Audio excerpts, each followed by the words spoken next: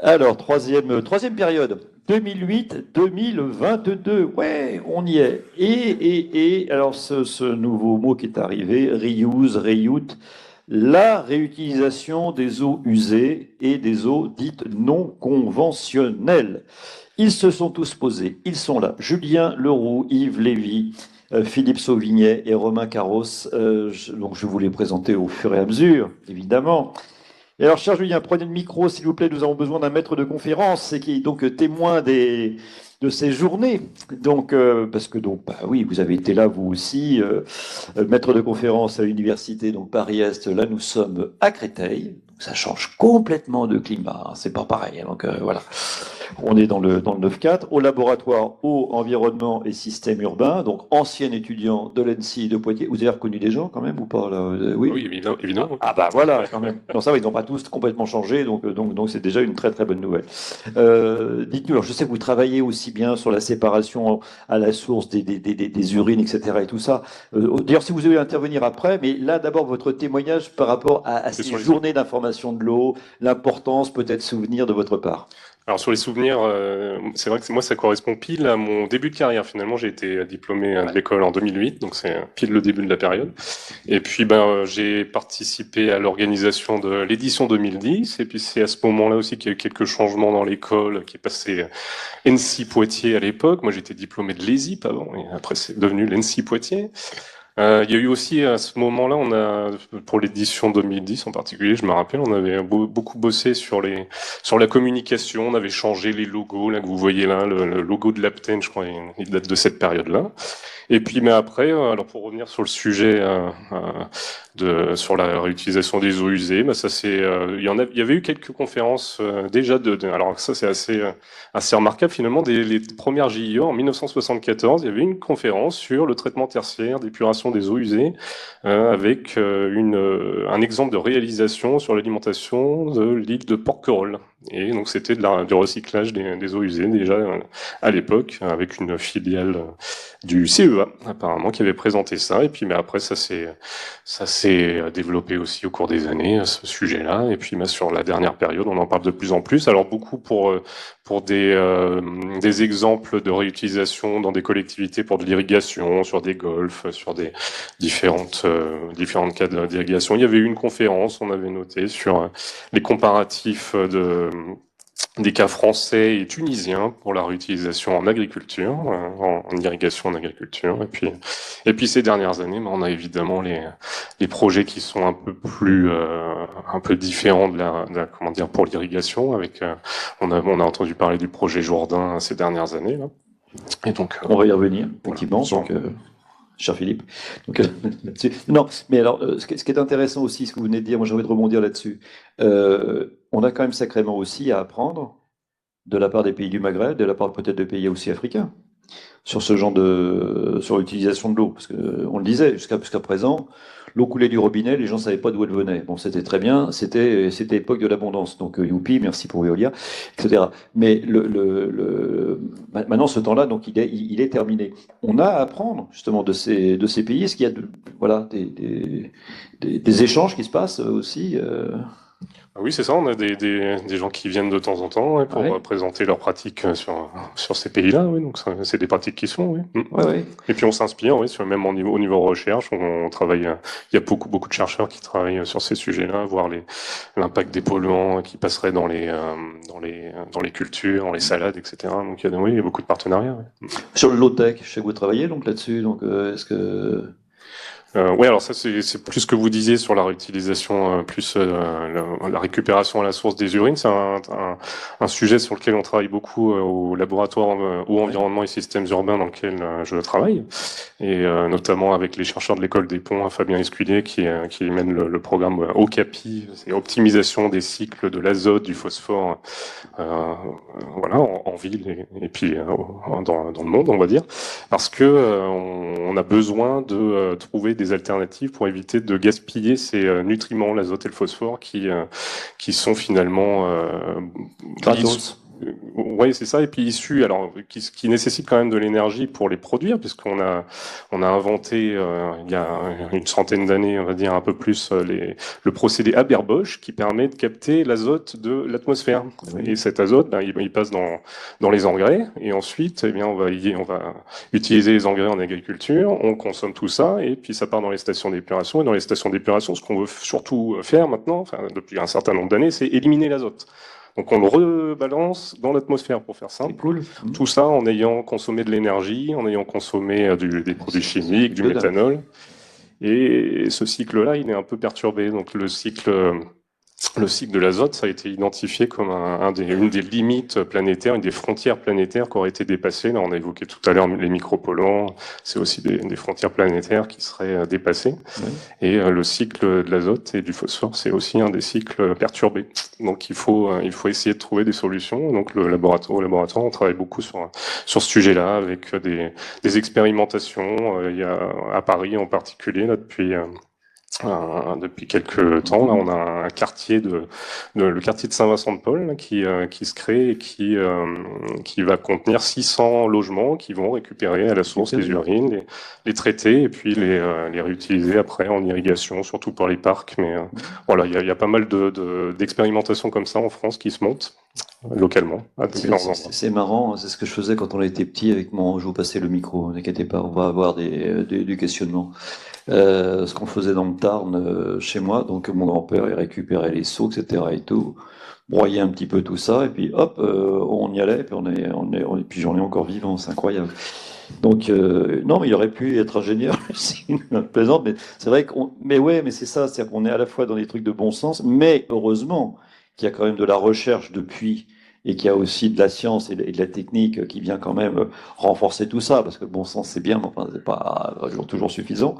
Mais non, je veux ça, là, pour le coup, ce mot de recycler, bah, il est là. Donc on va pouvoir. Et puis non, si on a fait tout ça, parce que cette histoire-là de rebalancer et tout, c'est parce qu'on a construit nos sociétés sur de l'énergie qui ne coûtait pas un rond. C'était pas cher. Donc maintenant, ça a un coût, même s'il y a énormément de taxes, mais n'empêche que c'est pas cher, parce que l'énergie en tant que telle, vous prenez un litre de pétrole, vous retirez les taxes, c'est pas cher, hein, un litre de voilà. Mais ça a été ça. Et donc c'est pour ça qu'on change de civilisation et que c'est tout à fait intéressant. Philippe Sauvigny prenait le micro, donc directeur technique OTV Veolia, aussi homme de l'eau. On parle de la réutilisation, de la reuse, comme on dit. Alors la situation aujourd'hui. Où en est-on? Si on se fait un petit truc quand même en France, on ira sur le projet Jourdain en Vendée, mais ça c'est après. Mais qu'est-ce que ça représente? Moi j'étais sur le côté 1%, peut-être 1,5%, je ne sais pas. Enfin, dites-nous. Alors déjà, ce que ça représente, c'est quelque chose qui est assez formidable, c'est la convergence de deux crèmeries. La crèmerie de l'eau potable, on va dire ça comme ça, hein, avec tout ce qui a été dit précédemment, puis la crèmerie de l'eau usée. Et ces deux crèmeries qui parlent pas forcément le même langage. Hein, des crèmeries qui parlent, alors l'eau usée, on va plutôt parler d'échantillons composites 24 heures, de moyenne mensuelle et tout ça. Et puis l'eau potable, ben, on raisonne en instantanéité. Il n'y a pas de notion de composite en eau potable. Un autre point à prendre en compte, c'est que on peut parler quelque part vis-à-vis des aspects rejets réglementaires en eau usée, éventuellement de surqualité. Que je cherche en eau potable, il n'y a pas de concept de surqualité. Ou alors ça se saurait. Donc voilà, c'est ces deux crèmeries qui parlent pas forcément le même langage. Et puis bien sûr, effectivement, j'ai envie de dire en France en tout cas, on a vécu sur une situation de richesse en eau très importante. Et en fait, tous les sujets de réhute, bon an, mal an, c'était pas chez nous, quoi. Mais effectivement, c'était évoqué tout à l'heure, dans d'autres pays, c'est pas du tout la même histoire. Alors je pense à des pays, évidemment, en stress hydrique, qui ont connu du stress hydrique et qu'on a expérimenté 2022, hein, bien évidemment, qu'on va re-expérimenter selon les différents modèles climatiques de plus en plus. Et là-dessus, il y a des très belles études qui ont été faites. Hein. L'événement type 2022, il va avoir une récurrence plutôt de l'ordre décennal, voire tous les 3-4 ans, hein, si je dis pas de bêtises. Donc ce scénario-là, on va l'expérimenter de plus en plus. Et effectivement, il y a des pays, je pense à l'Australie, hein, mais je pense aussi à la Namibie, hein, en gros tous les endroits où ils sont vraiment en stress hydrique colossal. Israël, pour pas aller loin, enfin tout le Moyen-Orient, hein, bien sûr. Et puis une bonne partie de l'Amérique du Nord aussi, hein, Parker, au Colorado, au sud de Denver, on pourrait s'attendre à ce qu'il y ait plein d'eau. Pas du tout. Voilà. Et donc, en fait, nécessité fait loi. Quand on n'a pas d'eau pour faire de l'eau potable, et ben on se tourne vers la seule ressource qui est liquide, on va dire, facile. Et ben c'est l'eau usée. Et donc l'eau usée, le point de départ, c'est pour ça que c'est intéressant, c'est pour ça que ça me passionne. C'est parce que le niveau de challenge quand on parle de traitement d'eau dans ce cas de figure, c'est pas une nappe toute belle ou un lac de belle qualité. Voilà, il y a plein de choses. Et ça adresse toutes les thématiques de traitement de l'eau, aussi bien les aspects micropolluants qui ont été évoqués tout à l'heure, les aspects pathogènes. Enfin voilà, c'est un mot qui est à la mode, holistique. Oui, ben oui, non, mais ça veut dire effectivement que lorsqu'on a une vision holistique des choses, on voit donc l'unité, voilà. Et d'ailleurs, vous avez des médecins maintenant qui commencent à s'intéresser donc à ça, parce qu'on a des spécialistes qui vont vous découper en morceaux qui sont excellents, hein, spécialistes du foie, spécialistes du rein, spécialistes des jambes et tout ça. Mais donc, c'est d'avoir une vision effectivement plus globale. Et là, c'est le cas en ce qui concerne cette affaire. Ça va être pour qui ça, en fait, la réutilisation de l'eau? Ça va être utilisé pour qui? Est-ce que ça va être l'agriculture? Est-ce que ça va être tout le monde? Est-ce que ça va être quoi? Alors, l'agriculture, oui, en partie, mais je pense que essentiellement les besoins vont être pour partie chez les industriels. Je pense que c'est les industriels qui ont besoin de faire cette convergence, diminution des consommations énergétiques et des consommations d'eau. Notamment dès qu'on va avoir des systèmes de refroidissement, des tours aéro-réfrigérantes. Eh bien là, les thématiques de REUT ont un vrai sens pour limiter les prélèvements, et notamment si les collectivités voulant préserver les ressources pour de la potabilisation disent à ces industriels, vous arrêtez.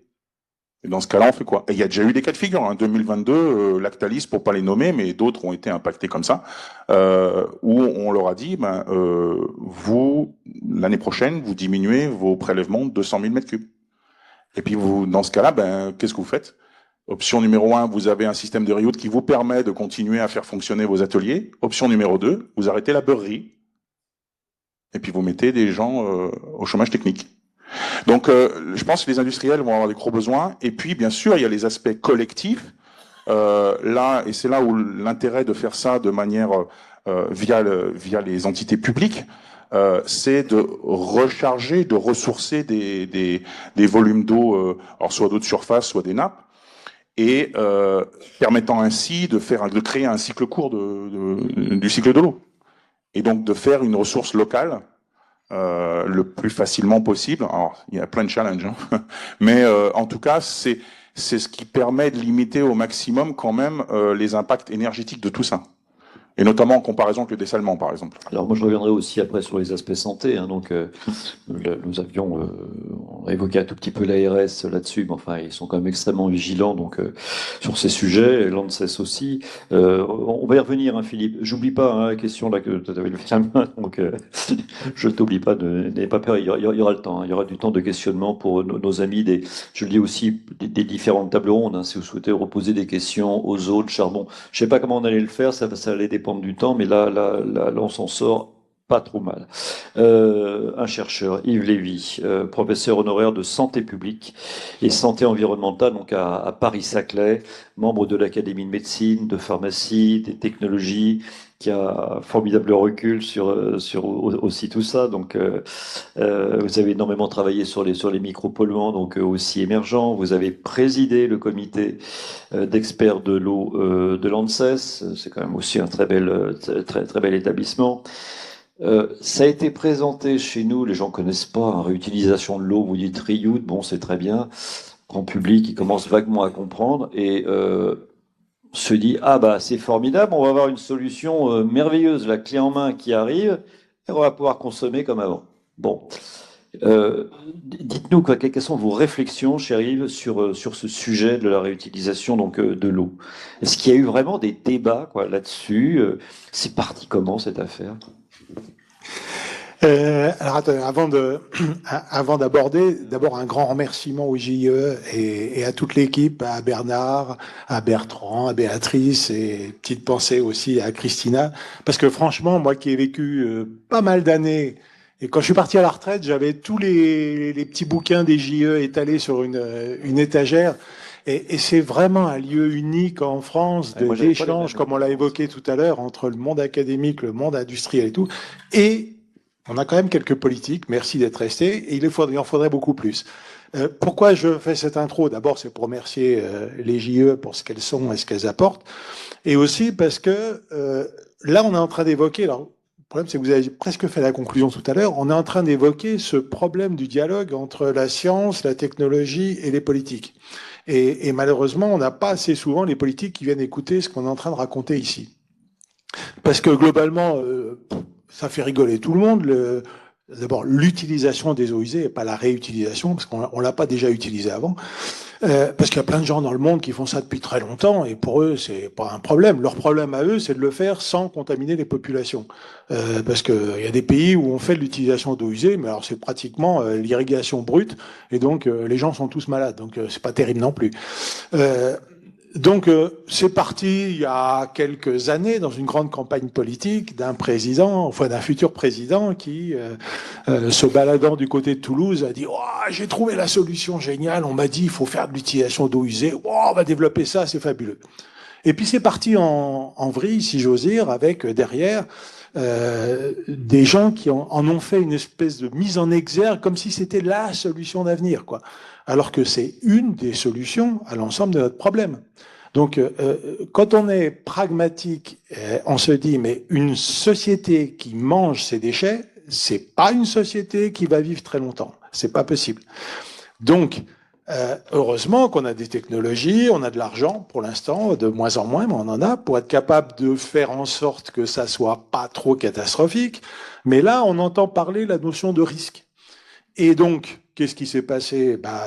Nos instances nationales de qualité, et notamment l'ANSES, a fait un travail sur quel est le risque lié à l'utilisation des eaux usées et les différentes catégories d'eau qu'on pouvait utiliser pour quel usage. Et alors là, vous voyez partir en vrille partout dans les médias des gens qui disent mais c'est un scandale, tous ces chercheurs, ces médecins, ces machins qui veulent nous interdire de développer l'économie française.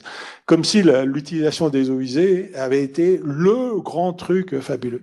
Et en fait, le problème de tout ça, c'est que par rapport à cette espèce de mise en exergue, c'est le besoin de raison garder. C'est-à-dire que il n'y a pas que ça comme problème. Dans le cadre de l'Académie des technologies, on a sorti un rapport que tout le monde peut télécharger sur le problème du manque d'eau douce pour l'avenir et les réserves en montagne. Il y en aura plus. Quand il n'y aura plus de glace et plus de neige, parce que le niveau arrête pas de baisser dans 30 ans, il y aura plus de réserves en montagne. Ouais, et quand mais il y on aura a plus quand de même des réserves Jeux en montagne, Olympiques en 2030. oui, mais le problème, c'est que prenez le cas des bassines, c'est pareil. C'est un peu comme le cas de l'utilisation des eaux usées. Ça a été complètement explosif. Alors que le problème, c'était, mais mettons les gens autour de la table, faisons en sorte qu'ils évoquent chacun leurs besoins, qu'on arrive à réduire les consommations là où c'est possible, et qu'on partage l'eau. Et bon, au lieu de ça, il y en a un qui a tout piqué, qui s'est mis ça dans son coin, et évidemment, derrière, ça a tout explosé. Donc, oui, l'utilisation des eaux usées, c'est quelque chose qui est utile, important, dans des conditions, comme on vient d'évoquer, les conditions industrielles, à condition qu'en mettant dans les tours aéro-réfrigérantes, on génère pas des légionelles qui aillent contaminer toute la région. Donc à chaque fois, il y a un risque derrière. Et si ce risque est maîtrisé aujourd'hui avec nos moyens ou avec les moyens de l'avenir, ce qui est un peu moins sûr, alors tout va bien. Alors, quelle stratégie donc sans risque sanitaire? Donc qu'est-ce que l'on peut dire? Qu'est-ce que va dire l'ARS, qui va être peut-être un peu le pied sur le frein? Enfin, qu'est-ce que Non, il faudrait des piles. Si, non, ça marche. Non, si, oui, mais faut mettre l'antenne est là. Donc tu mets la main là. Voilà. Donc, déjà, il faudrait que les ARS aient un peu plus de moyens. Ça, c'est ouais, parce que l'objectif, c'est on peut faire plein de choses du moment que derrière, on vérifie que tout se passe bien, correctement. Et évidemment, on sait tous que dans certains process, de temps en temps, il y a comme quelques petites dérives. On l'a vu dans les eaux en bouteille il n'y a pas très longtemps. Et donc, ça veut dire qu'il faut quand même qu'il y ait un système de contrôle qui soit mis en place et que ce système de contrôle ait les moyens de faire son boulot, moyennant quoi les choses peuvent aller pas trop mal, quoi. Donc oui, technologiquement, ce qu'on a évoqué tout à l'heure, et il y a des points qu'on n'a pas évoqués aussi, qui sont par exemple la gestion de la qualité de l'eau dans les réseaux de distribution. C'est aussi un enjeu qui est intéressant. On a beaucoup parlé des grandes usines avec de l'ozone, du charbon, des tas de trucs. On n'a pas parlé des petites communes où il y a des gros problèmes. L'Epiphasse, par exemple, demandez au maire de Rumilly qui s'est trouvé confronté dans sa petite commune, il ne faut pas se dire petite commune, il serait vexé, mais au problème d'Epiphasse. Vous avez des petites communes qui d'un seul coup se trouvent en nécessité de trouver de l'argent pour mettre du charbon actif, des membranes, embaucher du personnel, etc. Ça, c'est un gros enjeu qu'on a actuellement. Donc aujourd'hui, en face de nous, c'est le cas de l'utilisation des eaux usées, c'est un cas très intéressant, technologiquement intéressant, etc. Il faut le maîtriser et tout. Mais surtout, il faut prendre de la hauteur pour se dire, région par région, et compte tenu des prévisions du GIEC, où est-ce qu'il va falloir stocker de l'eau, dans quelles conditions, où est-ce qu'il va falloir développer le dessalement de l'eau de mer, parce que on l'a vu avec la crise Covid, il y a plein de gens qui sont allés s'installer au bord de la mer parce que c'était plus agréable que de vivre en ville, sauf qu'il n'y avait pas d'eau douce pour tout le monde, et que si l'ensemble se développe aussi de manière plus importante dans l'avenir, il va falloir faire du dessalement d'eau de mer. Aujourd'hui, c'est pas vraiment rentable, mais ça peut le devenir. Donc il y a un bagage de solutions technologiques, et ça, c'est génial. Il faut apprendre aussi à économiser là où c'est possible la consommation d'eau douce. Et puis, tout ça, ça se fait par quoi? Par une réflexion intelligente. Et on n'a pas de ministère de l'eau en France. Hein. Non. Non, non. Il va peut-être falloir y arriver. Enfin, ça, il ne faut pas que ce soit un ministère parce qu'il n'aurait pas les moyens, mais il faut que ça soit directement le Premier ministre, quoi. Oui, il faut que ça soit un bureau, je sais pas, un haut commissariat à l'eau auprès du Premier ministre, pour que tous les gens puissent se parler ensemble et trouver des solutions. Non, mais Yves l'a très, très bien rappelé quand je vous parlais tout à l'heure des désirs de l'homme qui ont été supérieurs donc à la réalité de la nature et du monde. Ça a été le cas. Maintenant, donc les choses s'inversent. Et c'est le cas évidemment aussi sur l'eau. Moi j'ai un très bon copain, Romain Burlot. Romain, tu vas arriver, c'est pour ça que je disais ça. Thierry Burlot, donc qui est donc le président du comité de bassin donc de Loire-Bretagne et aussi président du Cercle français de l'eau. Et qui, lorsqu'il était donc vice-président à la région Bretagne, disait écoutez mes amis, je vous ai écouté. C'est formidable parce que vous parlez de développement. Logique, vous êtes des élus, vous avez envie de développer vos communes, vos territoires, rien à dire là-dessus. Moi, je vais vous parler de l'eau. Je vais vous parler de l'eau parce qu'une fois de plus, c'est la base, en qualité et donc en quantité. Oui, mais ça paraît évident, mais je veux dire que jusqu'à présent, ça a été, on va se développer, puis de toute façon, les ingénieurs vont nous tirer de la flotte et puis on y arrivera. À part que aujourd'hui les choses s'inversent. On sait très bien que le cycle de l'eau, oui, la quantité est la même, à part qu'elle va se déverser très très différemment. Quand vous avez l'équivalent d'un mois qui vous tombe sur la figure, c'est le cas d'ailleurs aujourd'hui dans l'est de la France, là, donc ça va être le cas. Ouais, un mois de flotte, qu'est-ce qu'on fait? Donc la gestion du trop et du pas assez, c'est quelque chose. Et vous avez l'autre coin, lorsque j'avais animé ça pour le très beau département des Alpes de Haute-Provence, ça a crevé de beauté, hein, c'est extraordinaire. Donc ils ont fait des assises de l'eau, vous leur parlez pas de réutilisation de l'eau. Vous avez la station d'épuration qui fournit l'eau donc à la petite rivière, sinon elle n'a pas d'eau. Donc on va pas se la réutiliser, hein, celle-là. Donc c'est extrêmement variable. Donc c'est pas la solution. Yves l'a dit, il l'a dit très très gentiment d'ailleurs. Ça fait partie de la panoplie des solutions. Mais si on va pouvoir continuer à irriguer comme des malades, etc. et tout, parce qu'on va avoir la réutilisation des eaux, non. Alors vous avez Toulouse là qui est un petit peu au point, donc là sur la métropole. Ils ont bossé avec le Stade Toulousain. Alors ça, c'est vrai que c'était un peu emblématique et puis c'était un peu accrocheur, mais donc leur pelouse est arrosée avec de la réutilisation. Ils ont ils ont un golf, je sais plus quoi. Bon, ok, réutilisation de l'eau, ça passe. Ils ont leurs tramways là qui vont être donc nettoyés avec de l'eau de réutilisation. Je crois que c'est ça. Hein, on est voilà là-dessus parce que je les avais rencontrés aussi pour ça. Alors, tiens, avant de donner la parole, parce qu'on va avoir besoin de sciences sociales, hein, Romain, donc t'inquiète pas, tu vas intervenir, mais puisqu'on a parlé de la Vendée tout à l'heure, où effectivement, l'histoire des joyeuses bassines, ça s'est réglé parce qu'ils se sont mis autour de la table très différemment. Donc là, ça a fonctionné. Il y en avait autant pratiquement, si vous voulez, que dans les Deux-Sèvres, donc voisines. Alors, en Vendée, le projet Jourdain, allez, quelques mots, Philippe Sauvigné. Qu'est-ce que c'est le projet Jourdain en Vendée? Donc, eau usée. Alors, le projet Jourdain, c'est un projet donc de réutilisation indirecte en potabilisation, en fait. Indirect, pourquoi? Parce que l'eau va retransiter dans la retenue du Genêt. Donc, en fait, on se situe sur la commune des Sables-d'Olonne. Cette commune, évidemment, génère des eaux usées. Il y a une station d'épuration dont le rejet est en mer. Et donc, sur cette installation, Vendéo a décidé d'installer une unité, ce qu'il appelle une unité d'affinage. Cette unité d'affinage a pour but de reprendre cette sortie de station d'épuration, en tout cas en partie, hein, bien sûr, et de la traiter à un niveau de qualité extrêmement élevé. Alors, il y a notamment grâce à des technologies membranaires, et en particulier l'osmose inverse. Mais là, le driver du choix de l'osmose inverse a été essentiellement imprimé par le fait qu'il y a des intrusions d'eau de mer dans le réseau d'assainissement qui viennent ramener les chlorures. Et malheureusement, pour enlever les chlorures, voilà, il n'y a pas des millions d'options.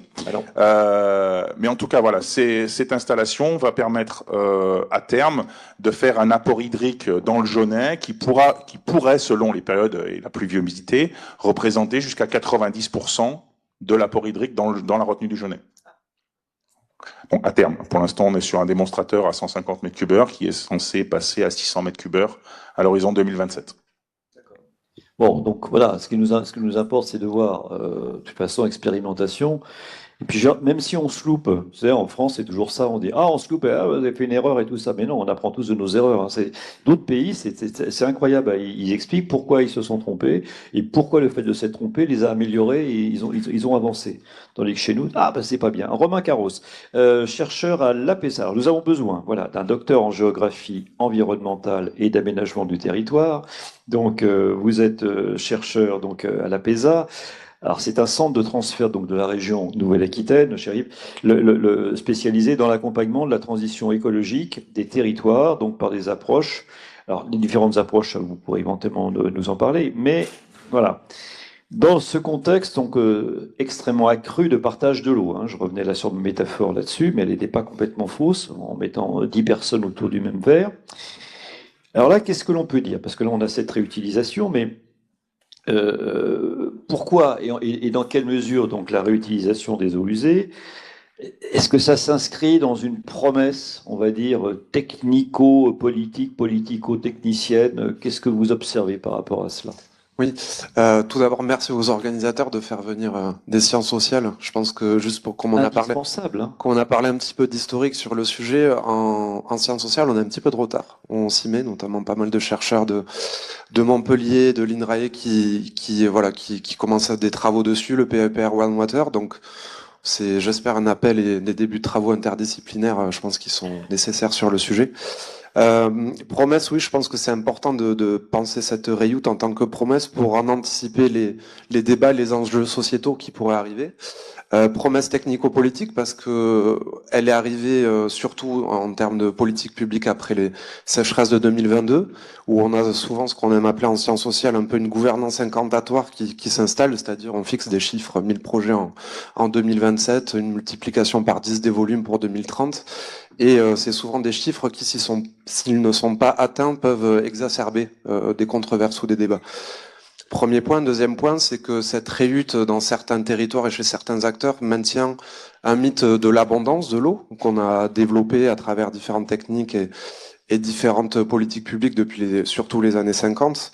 Et donc voilà, que c'est une solution technologique qui permettrait, face aux problématiques de pénurie, de maintenir cette abondance et, in fine, de s'affranchir de certaines problématique et enjeu hydroclimatique qui serait très prégnant, et donc on aurait une solution qui pourrait maintenir certains usages face à des évolutions hydroclimatiques qui, eux, les remettraient en question. Donc c'est en ça que je pense que c'est important de l'avoir comme une promesse pour en anticiper, oui, les débats et les controverses. Donc les incertitudes quand même que nous avons, il y en a quand même quelques-unes par rapport à la réutilisation de l'eau aujourd'hui. Quand je disais aujourd'hui, c'est à peu près 1% en France. Ouais, donc c'est bien ce chiffre de 1%. Donc d'autres pays, c'est 60% de réutilisation. Yves aussi, tu vas pouvoir aussi intervenir. Mais donc les incertitudes là, que l'on a, qu'est-ce que vous constatez? Alors incertitude, je pense qu'on a ici il y a eu 50 ans de travaux justement pour travailler sur ces incertitudes. Mais par exemple, on a le CEREMA qui aujourd'hui commence à nous montrer, face à ces appels à projets, qu'on fait face à beaucoup d'incertitudes économiques sur comment financer ces projets de réhute. Des incertitudes aussi réglementaires. Nous, on suit un projet de réhute pour l'irrigation de l'agriculture. On a aujourd'hui, après la retranscription de la nouvelle, des nouvelles réglementations européennes en France, on a des acteurs qui nous disent qu'il faut laver plus blanc que blanc pour utiliser ces eaux usées. Donc, on est quand même face à des discussions avec les services de l'État en ce moment qui ne sont pas encore réglées. Donc, voilà, une incertitude réglementaire très grande et une incertitude aussi en termes de réponse du public. C'est qu'on ne sait pas trop encore en termes d'acceptabilité sociale ce que ça va donner. Alors, on a des pistes, évidemment. On peut faire des hypothèses, mais malheureusement, les travaux de recherche sont en cours et on a des incertitudes sur les réponses de ce public par rapport aux projets émergents. D'accord. Mais donc, il ne s'agit pas de récupérer, comme je l'ai vu par certaines et certains, de se dire, par exemple, ah, bah, c'est formidable, l'irrigation va pouvoir continuer comme avant, si je clique uniquement sur cette case-là. Non, je pense que c'est bien évidemment le danger. On a parlé des réserves de substitution à l'instant. Je pense que si on reprend la même trajectoire que les réserves de substitution, c'est-à-dire d'ériger la réhute en outil qui pourrait concilier différents usages dans des territoires où les tensions sociopolitiques sont très grandes, je pense que c'est là où est le danger, notamment donc d'associer cette réhute à une paix sociale dans les territoires là où ça serait tendu. Donc ça a été déjà dit avant, il faut mettre en débat cette réhute et la mettre à débat à différentes échelles, que ce soit à l'échelle nationale au niveau des grandes politiques publiques et par exemple du plan eau, mais aussi et avant tout aux échelles locales. Si on parle d'agriculture par exemple, c'est l'ancrer dans les PTGE, les projets territoires de gestion de l'eau, et co-construire ces solutions avec le public. Et enfin aussi une dernière piste, on a parlé de la complexité, je pense, technique et scientifique de cette solution aujourd'hui. Je pense que elle doit s'inscrire dans la dynamique de sciences en société qu'on essaye de pousser, que les universités poussent aujourd'hui, et notamment dans des dispositifs tels que les Living Labs pour co-construire à la fois l'offre et le besoin dans les territoires, quoi.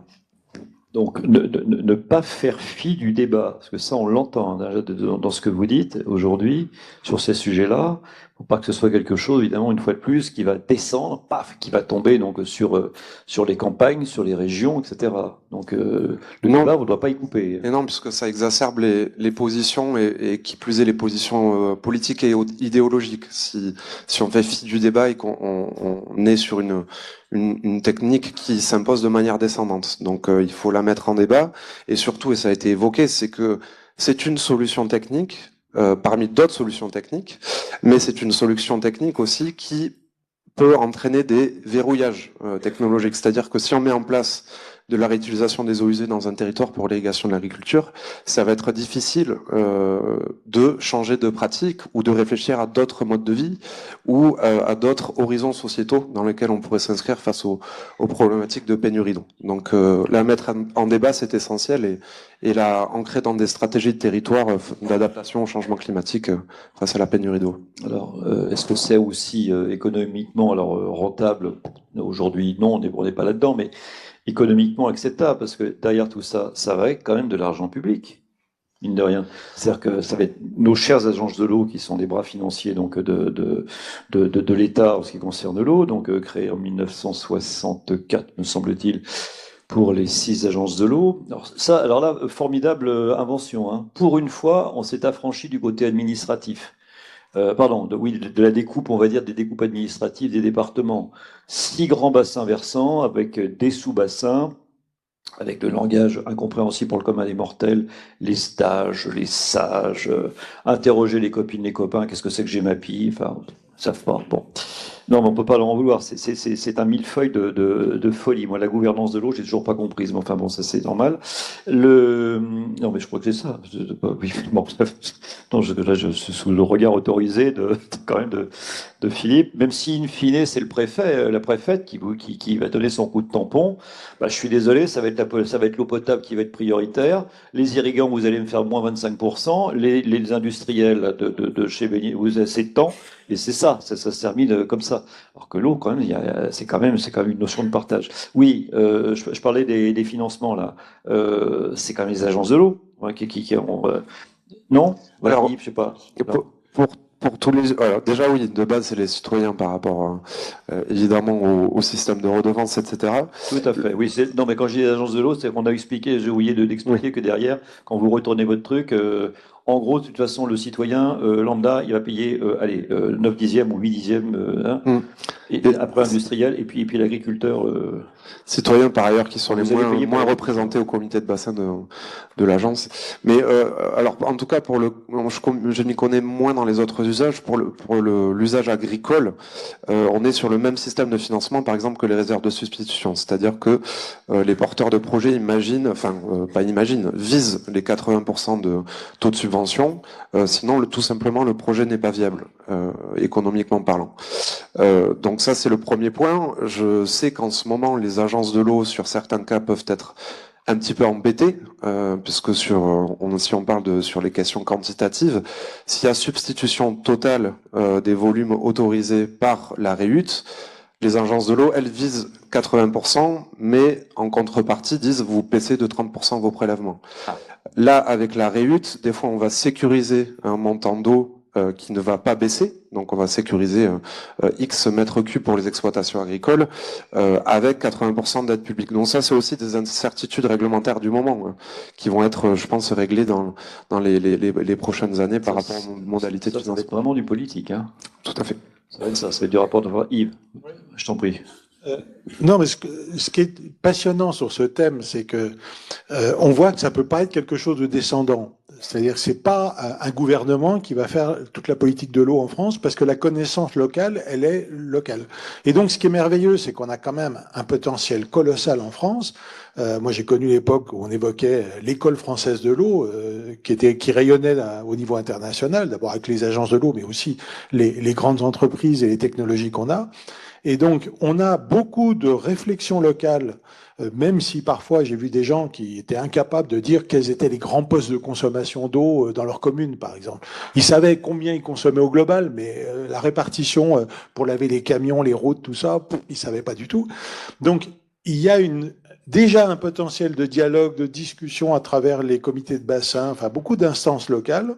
On a un potentiel de technologie de très haut niveau. Donc, en gros, on a des outils qui sont là.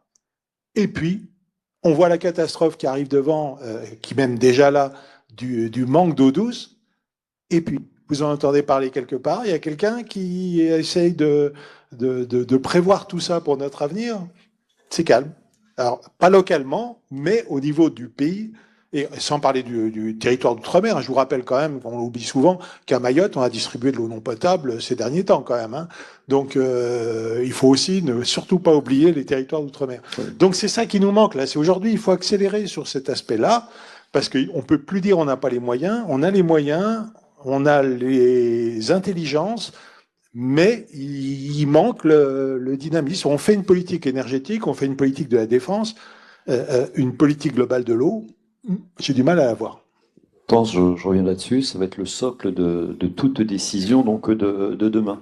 Et donc Yves a évoqué effectivement nos ultramarins, comme on dit donc aujourd'hui.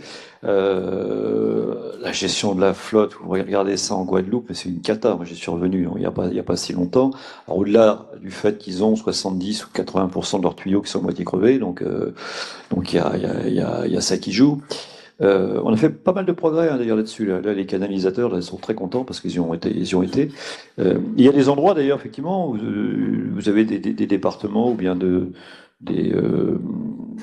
d'autres organismes qui disent non, attendez, là on a une ferme, bah, il vaut mieux laisser fuir, si vous voulez, même à 50% de tuyaux parce que c'est pas énorme. Alors que là, vous avez une interconnexion. Là, évidemment, il faut sacrément donc la renforcer. Donc ça dépend donc aussi Ouais, absolument. Donc des endroits et des entretiens. Et donc vous le savez aussi que pas mal de délégations donc de services publics.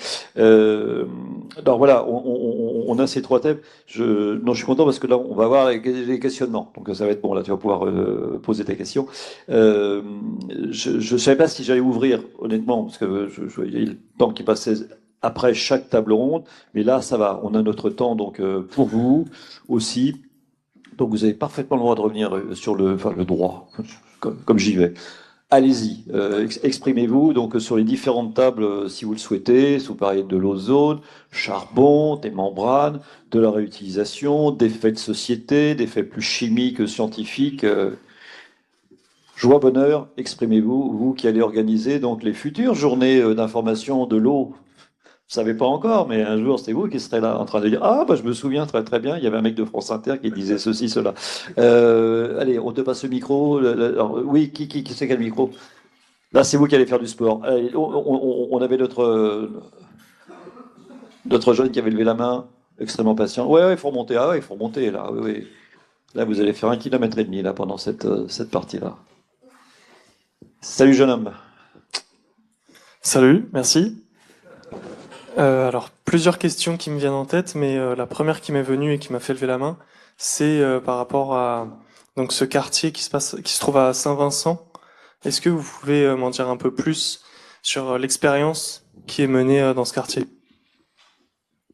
Eh bien, c'est un quartier qui est en réhabilitation, il me semble, qui était squatté à l'origine et puis qui a été pris dans un projet de réhabilitation et donc l'objectif c'est de faire vivre enfin pas 600 personnes mais en tout cas d'avoir 600 logements et ces personnes vont alors je sais pas comment c'est fait exactement le système de récupération, je crois que c'est peut-être des toilettes, en tout cas ce qui est sûr c'est qu'il y a des toilettes séparatives, donc on a des toilettes qui permettent de récupérer les urines d'un côté et puis le reste de l'autre, le reste part à la station classique et puis les urines par contre sont collectées sur place et elles sont ensuite traitées. Le but, c'est de traiter ces urines avec un procédé qui a été développé à Liavag en Suisse et qui est en gros de la nitrification et puis stabilisation et puis traitement des éventuels micropolluants pharmaceutiques ou autres qui peuvent se trouver dedans avec du charbon actif. Et puis ensuite, il y a de la concentration pour pouvoir ensuite pouvoir les envoyer plus loin à moindre coût, parce qu'en fait, le problème principal qui se pose avec la réutilisation des urines, c'est le transport. Puisqu'on n'a pas de réseau existant de toute façon là pour l'instant, donc il faut pouvoir les transporter du lieu de production au lieu de consommation entre guillemets, donc c'est-à-dire la plupart du temps là, soit des irrigations dans des parcs, soit il y a quelques expérimentations avec des agriculteurs aussi. Là, ça se fait. On a un projet avec sur le plateau de Saclay là où les urines de plusieurs bâtiments qui se sont construits sur le plateau de Saclay, hein, sur le campus, vont être épandus directement sur les champs agricoles qu'il y a autour du campus. Donc là, vous avez tout le monde, hein. Vous avez Polytechnique, vous avez Supélec, voilà. Vous avez Total qui voulait s'installer, vous avez Bernard Arnault qui voulait s'installer, enfin, il y avait tout ça. Donc, voilà, il reste quelques agriculteurs autour et quelques-uns qui résistent. Voilà, et qui vont récupérer des urines. J'ai un peu de bio là par rapport qui va. Mais donc, il n'y avait pas eu j'ai peut-être une bêtise, mais le village des Jeux Olympiques, ils n'ont pas fait de la séparation, ils ont fait, je sais pas trop. Ils ont été assez innovants pour des tas de trucs, mais je pensais que c'était bon, bref. Et effectivement, Philippe me disait, bah oui, ça se saurait si il y avait déjà ce type de séparation. Déjà au pluvial et pluvial, vous seriez vachement content. Donc ce sera. Ouais. D'autres. Tu me dis, tu as peut-être une autre question? Pour moi, c'est bon, mais s'il y a des gens autour de moi qui veulent la parole, oui. Donc j'ai le micro. Faute de partage de l'eau, on est dans le partage du micro. Allez, hop, on y va. Je parle pas ici, hein, je parle de. Allez. Non, il te casse pas la figure non plus. Ce serait bête de ruiner une belle carrière, quand même très prometteuse de ta part. Donc, voilà. Bonjour. Oui, je voulais évoquer le problème qui a existé l'année dernière sur le chlorothalonil dans la région, mais pas que dans la région. Oui. Où en fait, il y a eu un dépassement du seuil de potabilité et où, après analyse, on se rendait compte que c'était 70% des points de captage, je parle dans la Vienne, hein, et Hauts-de-Vienne comme Grand Poitiers étaient un peu embêtés avec ça. Et en fait, il y a eu après une autorisation du préfet de consommer l'eau. Et puis ensuite, on a eu un retour de l'ANSES, parce que tout ça faisait suite à une alerte de l'ANSES. C'est vrai que ça a été chaud chez vous. Et qui nous dit qu'en fait, ben finalement, non, le chlorothalonil, le métabolite du chlorothalonil qui était identifié ne pose plus vraiment de problème. Et ils ont juste, en fait, remonté le seuil. Et depuis pas de nouvelles. Bon. C'est quand même surprenant. Et si, en dehors du fait que c'était le producteur, si j'ai bien compris, qui avait dit que finalement, il n'y avait pas de problème. Super. Donc, dans on a le chloroforme qui est là-dedans, non? On n'a pas dans le taureau. Non, c'est pas celui-là. Non, il y en a qu'un. Bon, ok. Rien à voir, c'est pas grave. Aussi, j'avais droit à un joker. Non, soyez pas désolés. Alors, vous allez déjà avoir vous allez avoir déjà des réponses dans la dernière, on va dire, table ronde déjà à 12h15, mais je sais pas si quelqu'un dans la salle avait envie de le prendre, là, la super question. Ouais, Yves. Mais oui, parce que ce qui est intéressant dans ce sujet, c'est notre société qui continue à utiliser trop de pesticides. Et donc, c'est la protection des ressources. Et donc, là aussi, c'est notre changement politique de société collective qui, face à la baisse de la quantité d'eau douce, augmente les concentrations en polluants. Et donc, on veut continuer à avoir une agriculture qui coûte pas cher. Et c'est toute cette réflexion globale qu'il faut intégrer. Bon, alors, les métabolites de pesticides, on a découvert ça parce que les progrès analytiques ont permis de découvrir des tas de belles choses. Et la réflexion, elle doit être sur l'ensemble de tous les polluants auxquels nous sommes exposés dans notre vie. Et en fait, notre état de santé est dépendant de l'ensemble de ce qu'on appelle l'exposome, c'est-à-dire ce qu'on respire, ce qu'on mange, ce qu'on boit, ce qu'on touche. Et c'est tout cet ensemble-là qui va poser un problème. Donc là, vous touchez à un tout petit point qui est la présence de micropolluants, de pesticides dans l'eau. Et malheureusement, on ne trouve pas assez d'endroits où on évoque la globalité de l'exposition. Et les gens qui parlent de résidus de pesticides dans l'eau ou de PFAS dans l'eau focalisent très souvent sur l'eau parce qu'il y a des informations et parce qu'on a des données, et ne parlent jamais de l'alimentation. En gros, nos salades, nos carottes, nos grains de raisin, ils contiennent aussi des pesticides, ils contiennent aussi des PFAS, mais alors, silence total, quoi. Et donc, il y a à la fois une banalisation du public sur l'idée, bah oui, de toute façon, on a des polluants partout autour de nous, qu'est-ce que vous voulez qu'on y fasse? Et donc ça, c'est pas bon du tout, parce qu'il faut qu'au contraire, on contre-réagisse et qu'on sache faire avancer notre société en réduisant ces contaminants. Et puis, à côté de tout ça, bah, effectivement, il faut quand même qu'on arrive à progresser. Donc, à un moment, il faut faire confiance au comité d'expertise collectif en santé, parce que si on continue à contester systématiquement tout ce que les gens essayent de faire pour progresser, pour protéger la santé des populations, on n'en sortira pas, quoi. Non, mais c'est clair que là, on est sur un problème de société qui est absolument majeur pour éviter donc les cancers et tout ce que l'on veut de demain. Voilà, c'est ça. Donc, c'est du lobbying, hein. Ça s'appelle du lobbying après. Donc, quand vous êtes à la fois client et fournisseur d'une coopérative qui va vous filer la boîte du parfait petit chimiste d'un côté, parce que c'est vrai qu'il y a eu des progrès de fait, c'est incontestable. Mais je veux dire que je ne vais pas reprendre toute l'histoire de l'agriculture parce que là, c'est trop long. Mais il y a des possibles. Ce qu'il faut simplement faire comprendre, c'est qu'il y a possibilité de faire autrement, ce que l'on ne fait pas. On est dans un système merveilleux, on a envie de presser le citron jusqu'à la dernière goutte. Mais après, derrière ce qu'on appelle très joyeusement les externalités, vous dites aux gens les externalités, c'est un très joli mot, hein, c'est extraordinaire. C'est tous les emmerdements, hein, c'est ça s'appelle les externalités. Donc on parle aussi de pollution diffuse. Très joli. Pollution diffuse. Bah oui, prenons ce mot-là, d'accord. Est-ce que ça parle vraiment aux gens? Non, ça ne leur parle pas, pollution diffuse. Bon, alors, en tout cas, bref, je vous le disais, il y a un avenir. Hein, ne vous inquiétez pas, vous avez un avenir. Donc il est compliqué, on vous laisse quand même un beau sac à dos. Ce que l'on fait, on se rejoint donc après, parce que là, j'avais pas vu, moi, qu'il y avait une petite pause, parce que sinon, ils m'ont dit, non, mais oui, ils vont pas tenir. Donc on a 20 minutes de pause, là. Donc on se fait ça, et puis après... Révision de la directive eau résiduaire urbaine avec Thierry Pichard, Léonore Ney et Michel Joyeux. Et on vous applaudit. Voilà.